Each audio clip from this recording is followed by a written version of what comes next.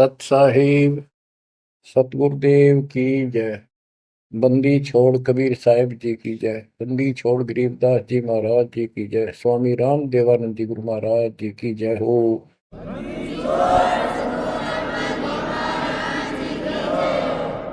सर्व संतों की जय, सर्व भक्तों की जय, धर्मी पुरुषों की जय। श्री काशी धाम की जय, श्री सुडानी धाम की जय, श्री क्रोथा धाम की जय, श्री बरवाड़ा धाम की जय। सत साहिब परम पिता परमात्मा कबीर जी की सीम कृपा से बच्चों आपको सूक्ष्म वेद का ज्ञान प्राप्त है। आप सूक्ष्म वेद बांच रहे हो, सूक्ष्म वेद सुन रहे हो, पढ़ रहे हो। ऋग यजु है श्याम अथर्व, चारों वेद चितभंगी रे। सूक्ष्म वेद बांच साहेब का, सोहंसा सतसंगी रे।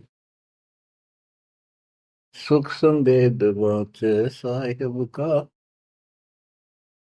सोहंसा सतसंगी रे।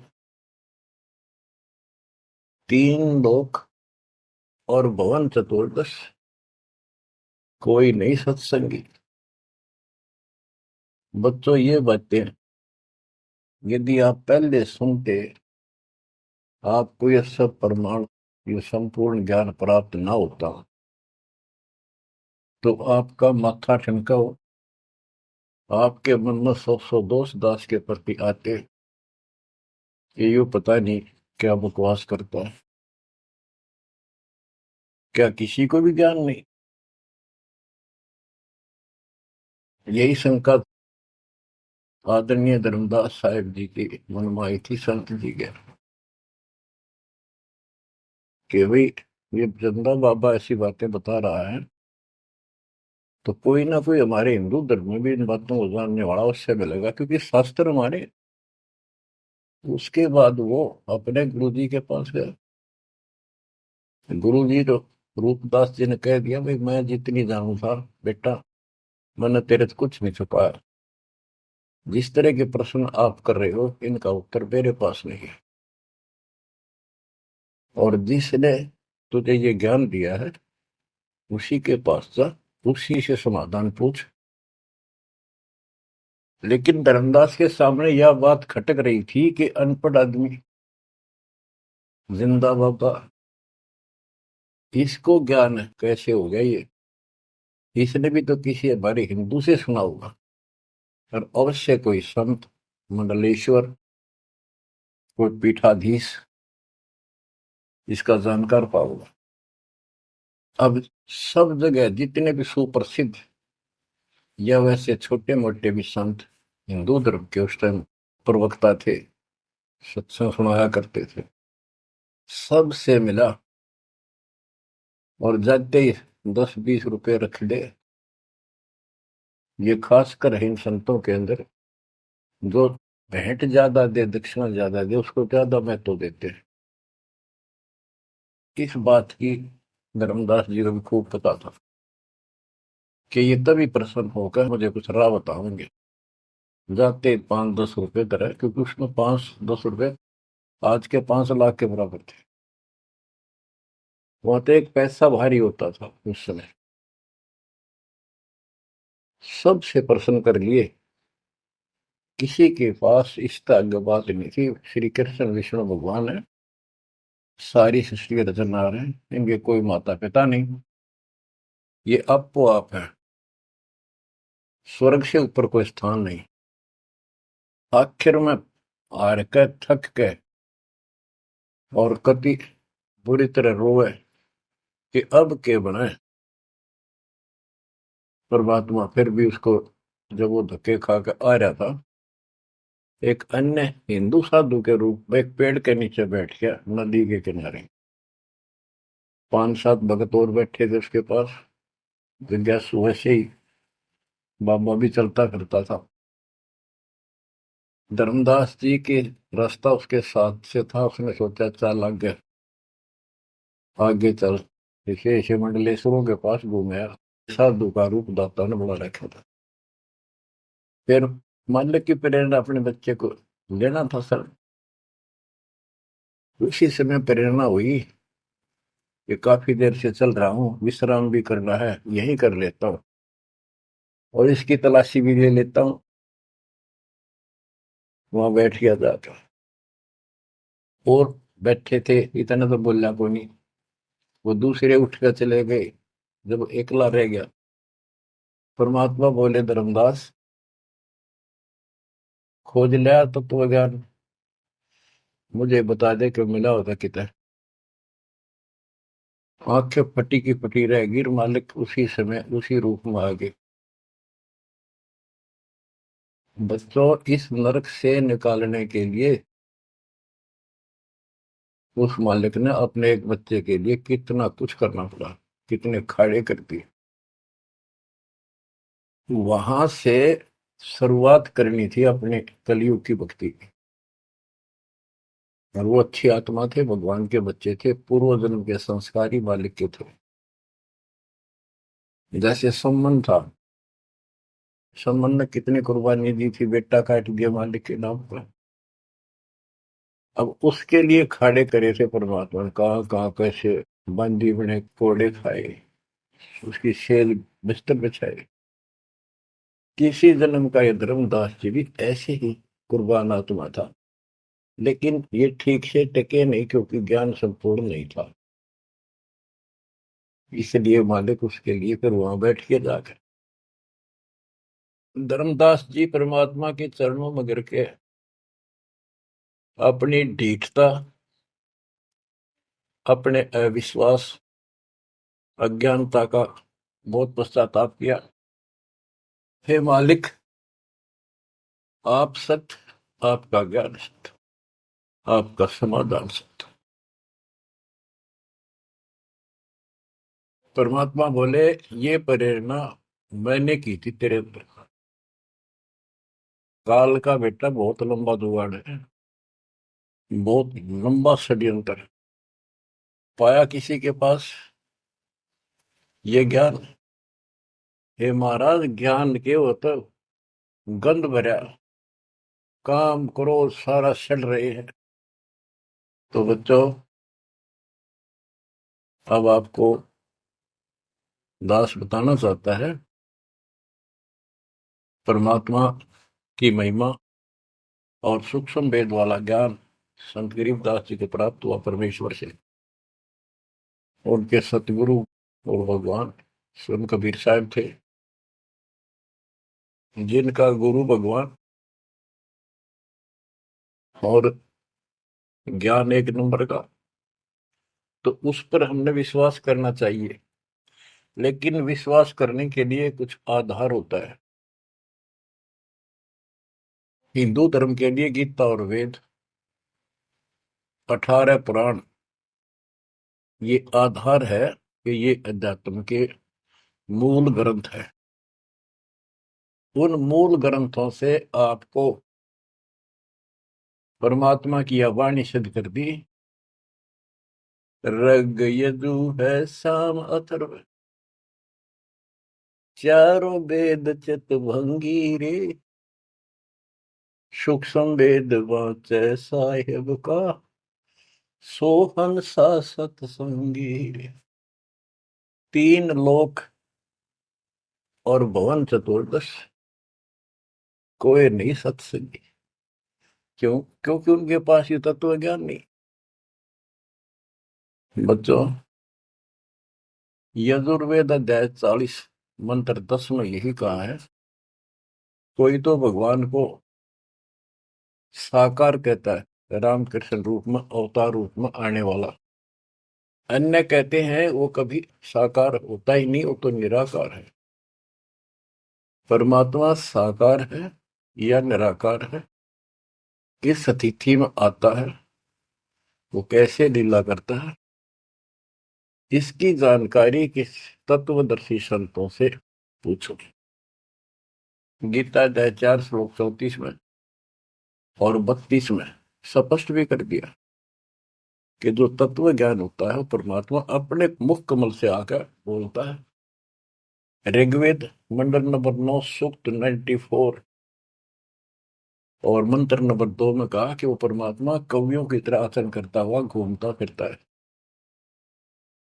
ऋग्वेद मंडल नंबर 9 सूक्त नंबर 95 के मंत्र नंबर 1 में परमात्मा भक्ति की प्रेरणा अपने मुख कमल से वाणी बोल के करता है और भक्ति के मूल मंत्रों का गूढ़ रहस्यों का जानकारी का ज्ञान वही बताता है। गीता अध्याय 4:34 में कहा कि उस तत्व ज्ञान को जो स्वयं मालिक बोलता है, कवियों की तरह काव्यान चौपाइयों में, श्लोकों में और शब्दों के माध्यम से वो तत्व ज्ञान है, उसको किसी तत्वदर्शी संत से पूछो। बच्चों, ना वेदों में तत्व ज्ञान, गीता वेदों का सारांश है, उसी का छोटा रूप है। तो इनको ज्ञान, इनमें ज्ञान नहीं है, वो तत्वदर्शी संत से पूछो। वो तत्वदर्शी संत की पहचान श्रीमद् भगवत गीता अध्याय नंबर 15 श्लोक 1 में बता है कि ऊपर को मूल, ये तो मूल मालिक सारी सृष्टि का रचने वाला समझो, संसार रूपी वृक्ष है जिसकी ऊपर को जड़ है और नीचे को 3 गुण रूपी शाखा है।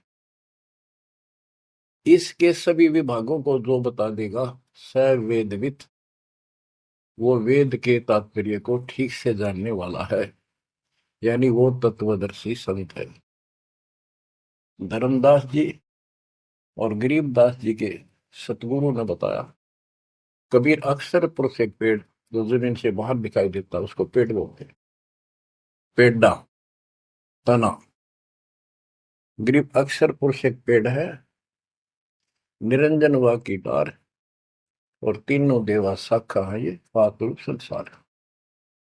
फिर तपस कर दिया कबीर, एक कैसा दे सब सदर, सब साध्य सबदा, माली सींचे मूल को, फल फूल अगा। सभी parts of the tree, works के सभी विभाग बता दिए कि तना अक्षर पुरुष है, डार ये क्षर पुरुष है, क्षर पुरुष, और तीनों देव आरजगुण ब्रह्मा सत्पुरुष विष्णु गुण शिव जी रूपी शाखाएं और पात रूप संसार।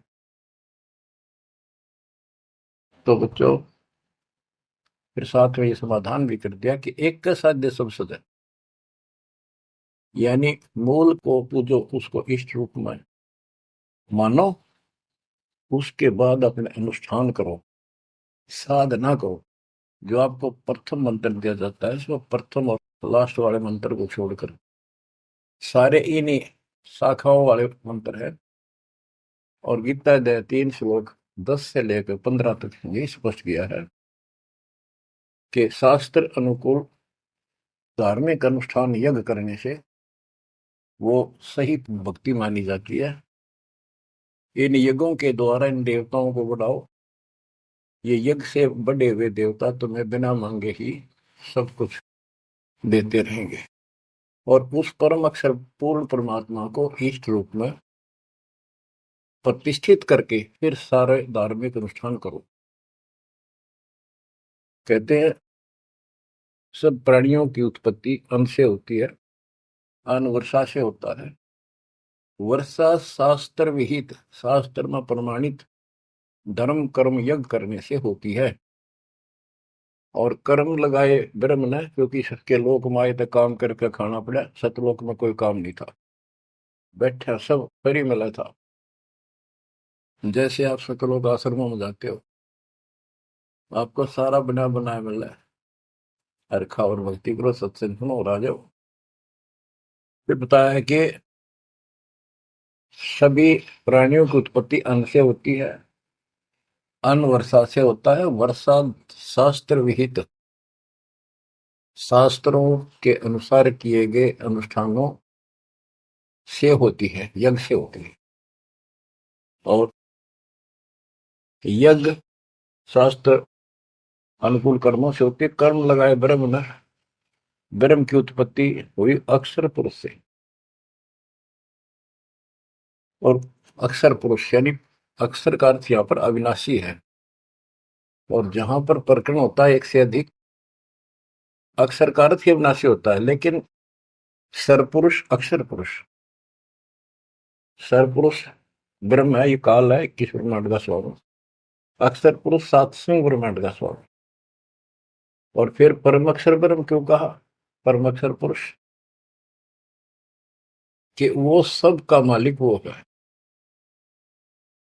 तो इस प्रकार आध्यात्मिक ज्ञान को समझना है, और उस परम अक्षर ब्रह्म को योगों में प्रतिष्ठित करके सारे अनुष्ठान करने चाहिए, तब सफलता हो। कबीर साहब ने बताया, कबीर एक कैसा दे सब सदे, सब साध्य समझा, माली सींचे मूल को बुलागा। पुण्यात्माओं, इससे सिद्ध हो गया कि किसी के पास भी वेदों से हटकर ज्ञान नहीं था, और वेदों में वो ज्ञान है ही नहीं जिसकी हमें जरूरत थी। इसलिए क्या रहा, अब इसके ऊपर चलेगा सत्संग शेष, संत गरीबदास जी की अमर वाणी, अथ कथनी बिना करनी का होगा। इसमें से कुछ वाणी सुनाएगा दास। जैसे आपको बताया गया कि काशी विद्यापीठ पढ़ कबरा बनाते थे, उनको विद्वान माना जाता था, उनकी दुकान बढ़िया चला करती थी यहाँ भोले समाज में। तो गरीबदास जी उस पढ़ाई के बारे में कहते हैं जो वो पढ़ा करते हैं, केवल लोगों को ठगने के लिए। गरीब पढ़ना गुण ना चातुरी, यह तो बात सुगम, सत सुकृत और बंदगी, या है बात अगम। के गीता वेद पुराण पढ़े लिए, चतुरता दिखा दी, बड़े बड़े लेक्चर झाड़ दिए, ये तो बहुत आसान है। लेकिन सत सुकृत, सच्ची भक्ति, सच्चे अच्छे कर्म, और भक्ति, सच्ची भक्ति, बंदगी, प्रणाम, बंदगी के अंदर वजह सारा कुछ आ जाता, भक्ति भी आ जाती है, मंत्र भी आ जाते हैं, प्रणाम भी आता। कई बार विशेष तौर पर बंदगी प्रणाम को बोलते हैं, बंदगी प्रार्थना भी कही जाती है। फिर बताते हैं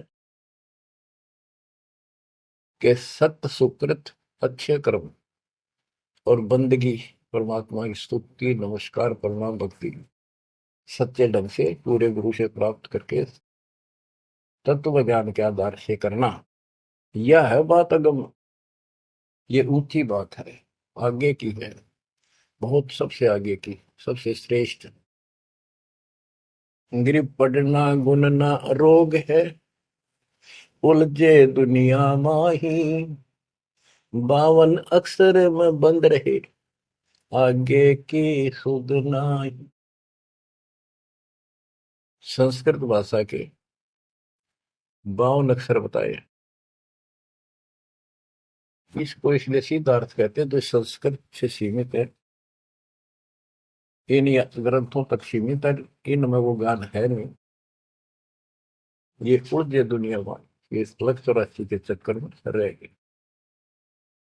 गरीब पढ़े गुणे पावे नहीं, अनपढ़ ने से न्यार, अंकोतर छंद है, कैसे पावे पार। कहते पढ़े गुणे पावे नहीं, अनपढ़ने से न्यार, यानी जो चतुरता दिखाने के लिए पढ़ते हैं वो कभी नहीं परमात्मा प्राप्त कर सकते, ना वो ज्ञान मिले। अनपढ़ने से न्यार, के बिना पढ़े भी बात नहीं बने। अब जैसे आप अक्षर ज्ञान प्राप्त कर रहे हो, आप भले ही अपनी रोजी रोटी के लिए कर रहे हो, लेकिन अब इस पढ़ने से आपको अपने मूल ग्रंथ समझ में आ जाएंगे। ये सूक्ष्म वेद है, इसके अंदर जो गूढ़ रहस्य है वो अन्य वेदों से भी उत्तम और गहरे हैं। इसमें कह दिया पढ़े गुणे पावे नहीं, यह पढ़ाई है वो तो मूर्ख बनाने की। अनपढ़ने से ना जो नहीं पढ़े वो भी दूर रहेंगे। हमारे को अक्षर ज्ञान नहीं था, इसलिए हम इन चतुर लोगों की बातों में फंसे रहे। गरीब वेद कथें चित चूक है, मन में मान मरोड़, कहने मात्र के तो पंडिता, ये होते के डोर। कि इन वेदों के पढ़ने मात्र से कुछ भी हासिल नहीं होना, क्योंकि वो ज्ञान है ही नहीं जी। अपने को जरूरत है मोक्ष प्राप्त हो, और वो ज्ञान मालिक प्रत्येक युग में आकर बोलते हैं, पर कदर नहीं बनी। गरीब वेद कथे चित चूक है, मन में मान मरोड़, अहंकार, और कहने मात्र के तो पंडित है, ये हुआ तेली के ढोल के 84 लाख योनियों में जाएंगे। अब जैसे एक बहुत ही अच्छा उदाहरण दिया संत गरीबदास जी ने, बच्चों ये गाना बजाना समय के अनुसार शब्द भी सुनाए जाते हैं, और ये कड़वी गोली भी खिलाई जाएगी, तभी ये रोग कटेगा। सारा ट्रीटमेंट कंप्लीट करना पड़ता है। अब ध्यान से सुनो। पुराने समय में तिलों से तेल निकाला जाता था। वो व्यक्ति जो काम ये करते थे उनको तेली बोलते थे। वो एक कोल्लू लगाते थे। वो कोल्लू एक मशीन होती है जिसमें 3 4 गिरारी सी होती, मोटी मोटी भारी भारी, और उसके ऊपर एक ऐसा पात्र लगा होता है जिसमें नीचे सुराख होता है, और उसमें सरसों डाल दी, तिल डाल दिए, वो धीरे धीरे नीचे जाता रहता। कोल्लू चलता है एक लंबे लकड़, लंबा लकड़, कम से कम भी 15 20 फुट लंबा। उस कोल्लू को चलाने के लिए एक लंबा लकड़ फंसा के, और उस लकड़ को पाट बोलो हमें, लाट पाट, उसको बैल से चलाया जाता था। और वो बैल उस लकड़ की जितनी लंबाई होती है उसके में ही सर्कल में घूमना होता था उसको। वो सर्कल होता था उसके, एक सर्कल में घूमता था, सेम कति फिक्स्ड होता था उसका डायमीटर। उसी परिधि में वो बैल घूमता रहता था, और उधर से कोल्लू चलने से तेल निकलता। उस कोल्लू को चलाने के लिए एक बैल का प्रयोग किया जाता था। वो उस लकड़ लंबे लठ, 15 20 फुट 25 फुट लंबे लठ के एंड पे लास्ट में एक कुंडा डाल कर उसमें रस्सा बांध कर, और उस बैल के दोनों तरफ कंधे से बांध दिए जाते थे रस्से, और उसको चलाया जाता था। तब वो कोल्लू घूमता था, और उसमें डाले हुए सरसों या तिल, उनका तेल निकलकर बाहर आता था। वो तेली कहलाता था, और उसको खींचने वाला तेली का बैल का है। उस बैल के आंखों पर पट्टी बांध दिया करते थे, और एक आदमी उसके पीछे होकर 2 3 बार उसका लठ मारता जोर के, और वो बहुत तेज चलता। तो फिर उसको ये भय हो जाता कि लठाड़ा तेरे पीछे पीछे है। वो अपने आप स्पीड में रहता था, और इस तरह वो सारा दिन चलता था। बीच में थोड़ी बहुत देर पानी पिला दिया, चारा खिला दिया, फिर जोड़ दिया जाता। तो उसका केवल सीमित दायरा था, उससे 12 कदम भी नहीं जा सकता था वो। अब इसके ऊपर ये कुछ वाणियां आपको समझाने के लिए बताना पड़ा। इतना गजब का ज्ञान दिया इसमें, 100 का 100 सत्य है। गरीब वेद कथे चित चूक है, मन में मान मरोड़, कहने मात्र के तो पिंडता, ये हो तेली के डो। ये अगले जन्म में तेली के बैल बनेंगे। एक तो उदाहरण ये दिया है कि वो साधना ठीक नहीं करते तो शुद्ध नहीं हो जाएगा। फिर पीछे तू पशुआ की जय, गद्दा बैल बनाई, ये 56 भोग कहाँ मन भोरे, कहीं कुरड़ी चरने जाई। इस वाणी का तो ये अर्थ है। अब इसके ऊपर आगे देखो। गरीब आंख बंद है दिखे नहीं, चल मारो मार, तेली के तो बैल को घर ही कोस हजार, के आंख बांध दी बैल की और डरता चालो मारो मार, वो सपीटते चलता रहता। उस तेली के बैल को उस सर्कल के अंदर ही सारा दिन, एक महीने में 50,000 कोस एक महीने में तय कर देता, यानी एक कोस 3 किलोमीटर, यानी 1.5 लाख किलोमीटर वो एक महीने में पूरे कर देता। उसमें चल चल के इतना सफर तय कर लेता, रहता वही ठेकान, एक कदम उससे बाहर नहीं जाता। बच्चों ये स्पिरिचुअल लेक्चर है या आध्यात्मिक घंटी दे रहा हूं आपकी स्कूल की। इसको ऐसे समझाने से आपके अंतःकरण में योगदान रचेगा। एक क्या होता था पहले, जैसे फसल होती थी गेहूं चने, इनको अलग करने के लिए भूस से एक गाटा जोड़ा जाता था, गाटा। उसके बीच में एक लठ गाड़ के मोटा था, उसका रस्सा बांध के फिर 5 7 10 पशु, जिसमें भैंस गाय काटड़ा काटड़ी ऐसे सीरीज में बांध दिए जाते थे, और बीच में लठ गाड़ दिया, उसके चारों तरफ वो भूस डाल देते थे, चने या गेहूं। क्योंकि दास ने देखा है, हम किसान के गर्जनों था, इसलिए 90% बच्चे किसान वालों को पता नहीं, जो शहर में रहते हैं, वो भूस कैसे निकलता था, जिसकी ये वाणी जिस बारे बोली है। अब तो मशीनों से निकल जाता है, कट कट कट कट 6 घंटे में। पहले महीना महीना लगे रहा करते। दास का जन्म ऐसे समय में दिया दाता ने जब वो 5505 निकट आ रहा था, और वो पिछला प्रोसेस सारा पता है जो एक वाणी में बोला गया है। दास को समझने में आसानी रही, आपको समझाने में आसानी होगी। तो उसको हम तो गाटा बोला करते, गाटा जोड़ रखे है। वो सारे पशु एक लाइन में चलते रहते, चारों तरफ घूमते थे, जैसे तेली का बैल घुमा करता। ये उस फसल को काटने के लिए उनके पैरों के नीचे वो फसल कट जाती, छोटा छोटा तूड़ा भूस बन जाता। फिर उससे गेहूं चने अलग कर लेते और भूस अलग हो जाता। उसको गट्टा बोला करें।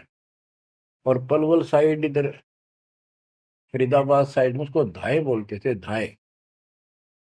धाए यानी पशुओं का एक समूह, एक से एक गले का रस्सा बांध दिया जाता था। वो बाहर नहीं जा सकते, अंदर आ नहीं सकते, क्योंकि एक दूसरे को धक्का नहीं दे सकते। वो एक लाइन में चलते थे चारों तरफ सर्कल में। अब इसको इन अज्ञानी गुरुओं के ऊपर सेट किया है दाता संत गरीबदास जी ने इस वाणी को। गरीब दाएं जुड़ी अज्ञान की, गह घाटा ठोर, एक पेड़ चाले नहीं, काट बड़ी बड़ी खोर। के जैसे वो पशुओं के द्वारा धाय जोड़ के घुमाई जाती है, और वहीं घूम रहे होते, उससे अलग एक कदम नहीं जा सकते। तो जितने भी ये संत हैं, इन्होंने अपने अपने चेले बांध रखे, अपने अज्ञान वाले लटके। गुरु बनकर बैठ गया और उसको पशु बांध रखे, पशु पुत्र। वो इस जन्म मरण के चक्कर में यही गाटा गा रहे हैं, यही दाएं चल रही है उनकी। एक पेड़ चाले नहीं, और कड है बड़ी बड़ी खोर। खोर मैंने बड़े बड़े कदम रखे, तेजी से चलना, पाथे डंडे लगे होंगे। तो ये सारे जितने भी चेले हैं, उनके जितने गुरु हैं, उनके जितने शिष्य हैं, उनको तो धाए बताई, ये गाटा। और इस जन्म मरण के चक्कर को एक ये सर्कल बताया कि इसी में ये घूम रहे हैं, एक कदम इस तरह बाहर नहीं जा पाए। जाना सतलोक है। जैसे किसी ने सफर करना है तो कदम जितने रखेगा मंजिल की ओर होते हैं, ठीक रास्ते पर। और ये वहीं बांध रखे और स्वार्थवश जिसने पशुओं को, वो तो उस सर्कल में घूम सके, उस तो बाहर जा ही नहीं सकता। गरीब दाएं जुड़ी अज्ञान की, गह घाटा ठोरी, एक पेड़ चाले नहीं, काटे बड़ी बड़ी खोर। गरीबदास जी ने कहा है, कोई है रे परले पार का, जो भेद कहे झनकार का। वारई गोरख वारई दत्त, यानी ये सब वार ध्रुव प्रहलाद अर्थ, वार ही सारे, ब्रह्मा भी वार, ये भी वार, सारे ब्रह्मा विष्णु महेश यहीं पर, दुर्वासा वार, ये गह गाटा ठोर। ओए होए। गरीब चार वेद सठ शास्त्र, पढ़े 18 पुराण, सतगुर पूरा मिला नहीं, पंडित हो सी सवान। ओह, कबीर साहब कहते हैं, गुरु बिन काहू न पाया ज्ञाना, जो तो था वो छड़े किसाना। गुरु बिन वेद पढ़े जो प्राणी, समझ अनुसार रहे ज्ञानी। बच्चों, एक तो होती है मान बढ़ाई, अहंकार, और एक सच्चाई जो होती है वह मान बढ़ाई नहीं कहलाती। जैसे दास कह रहा है, और जब आपको भी समझ आ गई है, स्पष्ट होगा, आपको पता लग गया है कि गुरु बिन वेद पढ़े जो प्राणी, समझे ना सार रहे अज्ञान। वेद पढ़े पर वेद न जाने, ये वाचे पुराण 18, और पत्थर की पूजा करे। भूल गए सब दादा, सर आदि निकलवा पत्थर पूजवा। क्या इन्हें वेद पढ़े, क्या इनको गुरु मिला? जय सतगुरु की संगत करते, ये सकल कर्म कट जाए, ये कोई झंझट नहीं करना पड़ता। अमरपुरी पर आसन होते सतलोक में, जहाँ कोई कष्ट नहीं, जहाँ दुख ना चाहे। तो दास ये कहे कि या तो भगवान कबीर साहब मेरे गुरु भगवान और गरीबदास, और चौथा दास, इनके अतिरिक्त, वर्तमान में दास के अतिरिक्त विश्व में किसी के पास ना वेद ज्ञान, ना गीता ज्ञान, ना कुरान और बाइबल ज्ञान, किसी को किसी प्रकार का ठीक ज्ञान नहीं। इसको कोई कहे ये मान बढ़ाई करता है, उसकी अपनी समझ है, अपनी सोच है, लेकिन यह 100% सच्चाई है। जैसे 2000 के नोट पर, या 1000 के नोट पर, 500 के नोट पर यह लिखा है कि मैं धारक को 500 रुपए देने का वायदा करता हूं, तो क्या उसने मान बढ़ाई कर रखी है कि ये नोट अपनी बढ़ाई करता है, छाती पे लिखवा रहा है? वो सच्चाई है, वो लिखना भी जरूरी है। तो दास को ये बताना भी आवश्यक है कि दास के अतिरिक्त विश्व में किसी के पास ज्यादातर ज्ञान नहीं है। ना वेद ज्ञान ठीक है, ना गीता ज्ञान ठीक है, ना पुराणों को जानते, ना पुराण वाले कुरान को ठीक से सुनते, नहीं बाइबल वाले बाइबल को ठीक से। गरीब चार वेद सठ शास्त्र, पढ़े 18 पुराण, सतगुरु पूरा मिला नहीं, पंडित हो शीशवान। गरीब चार वेद सठ शास्त्र, पढ़े 18 बोध, कसम बांझ के होत है, पर बेटा नाही गोद। एक अजब गजब उदाहरण दिया है कि इन 4 वेद और 18 पुराणों को पढ़ने से तो ऐसी दशा है, ये दिखे पंडित गुरु शिष्य दोनों हैं, गुरु भी हैं, उनके शिष्यों की कमी नहीं, लेकिन बांझ स्त्री का संतान नहीं होती, उसका पति भी होता है। इसी प्रकार इनके गुरु भी है, ये शिष्य भी है, इनमें भक्ति रूपी लाल बनेगा नहीं। बच्चों, एक एक बात टके का ही नहीं सकता, लाख टके की है, अरब टके की। गरीब भावे 100 करोड़ गीता पढ़ो, 100 करोड़ भागवत, बिना सतनाम व्यर्थ है, बचे काल न मौत। गिरिव घृत अग्नि में डालकर पंडित कर है होम। सुर वासना जात है क्या करत है होम। गिरिव सुमरण सेवा बंद की सब कोई जानत खूब। बिन सतगुर क्यों पाइए कबीर से महबूब। ओए होए। के ये पंडित लोग हवन करते हैं, इसका क्या लाभ है कि देवताओं तक इसकी वासना जाती है, स्मेल, गुड स्मेल जाती है, और जिसके वश होकर वो हमें यहाँ राहत देते हैं। तो ये तो हमें सिर्फ हमारी इस भक्ति में एक सहयोगी है, एक आइटम है हवन यज्ञ। हमने पांचों करनी पड़ेंगी तब ज्यादा लाभ होता है। किसी रोग का ट्रीटमेंट पूरा ही करने से बात होती है। गरीब सुमन सेवा बंदगी सब कोई जानत खूब। अब भक्ति भी करनी चाहिए, सुमन भी करना चाहिए। पर कहते बिन सतगुरु क्यों पाइए। ओए, सतगुरु के बिना कैसे मिलेगा वो कबीर से महबूब। वो भगवान कबीर से प्रिया तुम प्रिय भगवान हमारे कैसे पाओगे। ये दूसरे संत बनावटी इतने गजब के हो जाएंगे, क्या बात। सिर पे उस्तरा करा लिया, माथे पर 3 तिलक, माला 4-5 डाल ली, लाल भगवा वस्त्र धारण कर लिए, और बैठ जाते हैं कतिया करके। गरीबदास जी कहते हैं गरीब कोरा कलश कुम्हार का, ऊपर चित्र अनूप, वस्तु नीति समझ है जैसे जलवन को। ऊपर तो ढूंढा साध का, अंतर रख्या खो। ऊपर तो साधु दिखे गजब का, बनावटी सी जबरदस्त जबरदस्त, जैसे कुम्हार का, यानी कोरा कलश कुम्हार से लाए, उसका ऊपर कितनी अच्छी चित्रकारी होती है, और उसमें जल है नीचे चट्ट उस चित्रकारी में।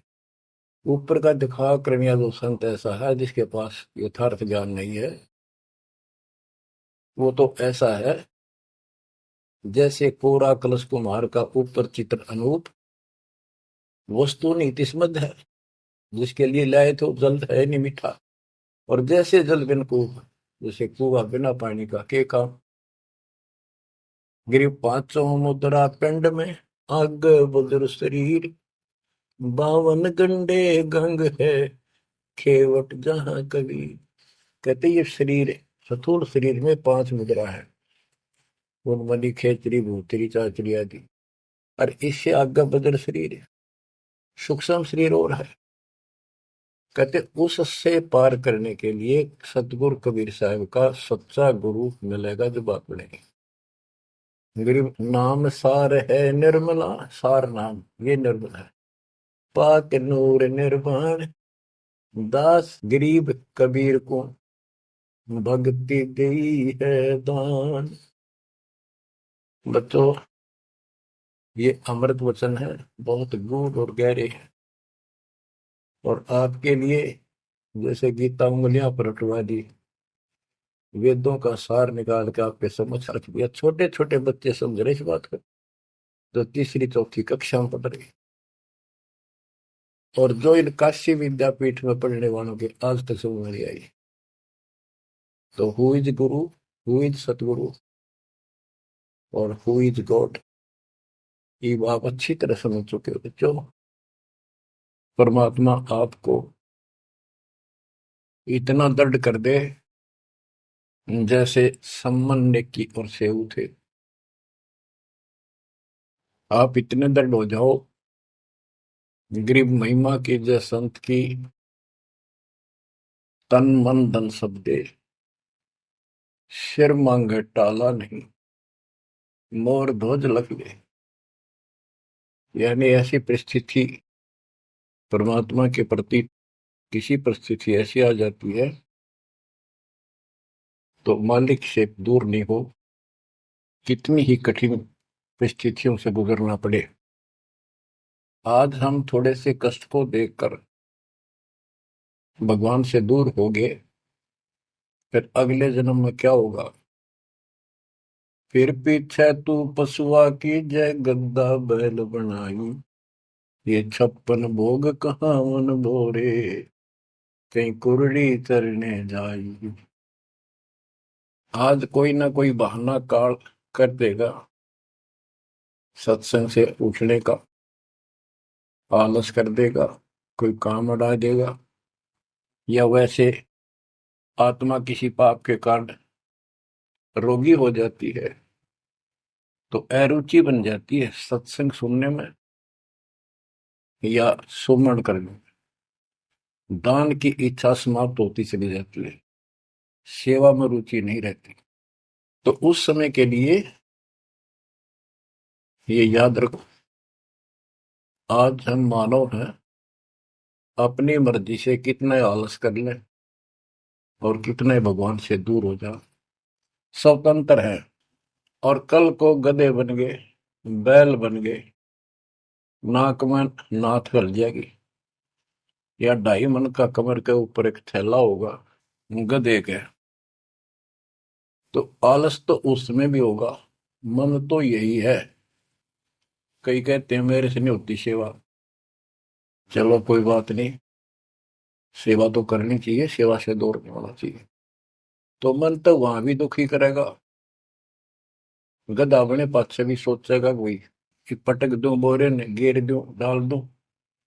एक आदि पर गधा ऐसा भी कर देता है, फिर उस पर ज्यादा भार लादा जाता है और लठ भी पड़ते हैं, फिर वो सीधा चलता है। इसलिए इस मन पापी को आत्मा यही समझा सो डाले, दाता से दूर ना हो। इस संसार में सुख नाम की चीज नहीं है। यदि सुख होगा, या जो नकली सुख भी अगर चाहिए तुम्हें यहाँ का, तो भी दाता के चरणों में मिलेगा, रहोगे तो मिलेगा।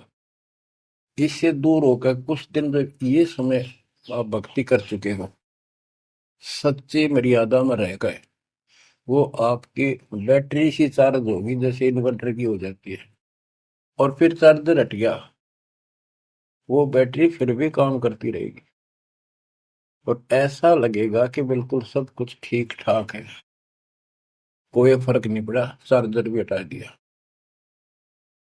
जब तक वो संग्रह शक्ति है, एनर्जी है बैटरी में, वो काम पूरा करेगी। जब वो एनर्जी खत्म हो जाएगी, आगे संग्रह हो नहीं रही, तो एकदम ही वो सब सुविधा बंद हो जाएगी, पंखा भी बंद, बल्ब भी बंद, और भी कार्य कर रहे होंगे, कंप्यूटर भी बंद, फिर बहुत देर हो चुकी होगी। इसलिए इन सब बातों को ध्यान रखो, याद रखो। मुश्किल से दाव लगा 7.5 अरब आबादी में से आप ये थोड़ी सी आत्मा परमात्मा की शरण प्राप्त कर पाए हो। तो बच्चों, परमात्मा आपको मोक्ष दे, अपने चरणों में रखे, आपकी तरफ बढ़े, कुर्बान हो जाओ, सत्संग सुना करो ढंग से। देख परमात्मा ने कहां से कृपा कर रखी है। आँख खोल लो ना, जो फूक निकली, और कोई नहीं पूछेगा, धक्के खाते करो कि कुत्ते को देखेंगे। परमात्मा साथ इसलिए होगा कि हमारे और कामों में विशद करेगा। इसलिए मालिक पर ज्यादा ध्यान दो, काम करो, काम न को मना करें, उस काम में बरकत भी अब मिलेगी। दाता आपको मोक्ष दे, सदा सुखी रखे, सत्साई।